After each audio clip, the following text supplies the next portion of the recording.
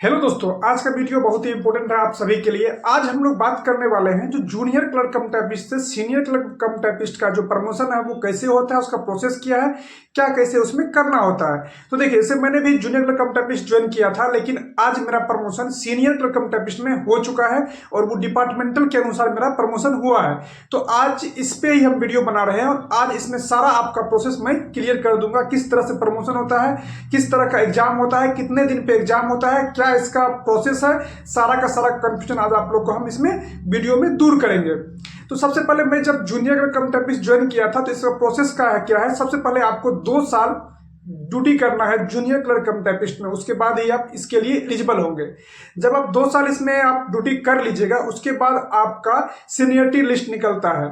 तो आपके डिपार्टमेंट में जितना सीट वैकेंसी रहती है उसके अनुसार उसमें ये आता है। हो सकता है आपका सीनियरिटी 10 नंबर पे हो, अगर आपका 5 ही सीट आपके डिपार्टमेंट में है तो आप 5 ही बच्चे को बुलाया जाएगा, ये नहीं कि 10 भी बच्चे को बुलाया जाएगा।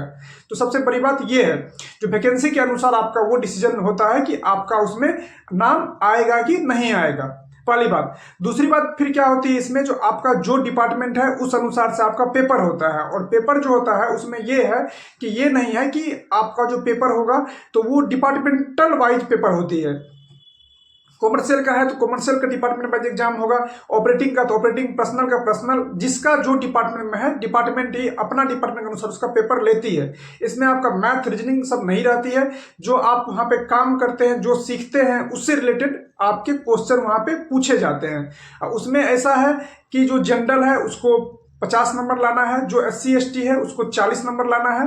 इस तरह से जो OBC भी है उसको भी 50 ही नंबर लाना है, सिर्फ SC ST के लिए 40 नंबर लाना है। तो ये प्रोसेस होता है। अगर आप उस एग्जाम में क्वालिफाई कर जाते हैं तो 2 साल के बाद आप पहले एग्जाम में बैठिए। आप अगर आप क्वालिफाई कर जाते हैं उस एग्जाम में तो फिर आपका उसमें क्या होता है, प्रमोशन किया जाता है।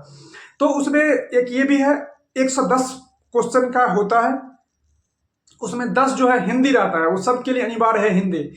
उसमें आपको 110 में 100 क्वेश्चन बनाना है, उसमें आपको वो नंबर लाना है। तो वो उसका डिपार्टमेंट आपको डिपार्टमेंट वाइज वो आपको पढ़नी पड़ेगी, पढ़ लीजिएगा तो नॉर्मली तो वो पास कर जाइएगा। तो मेन मुद्दा यही है, उसमें ये है।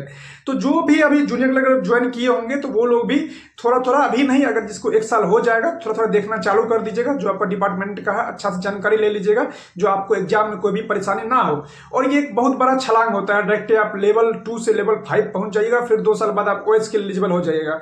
और लेवल 5 में आने के बाद फिर आपका कोई भी एग्जाम या इस तरह से कुछ भी नहीं होता है। तो ये एक बहुत प्लस पॉइंट है। तो एक ही एग्जाम आपको देना होता है, एक एग्जाम दीजिए, उसके बाद कुछ नहीं, डायरेक्ट आपको प्रमोशन लेवल 5 में हो जाएगा।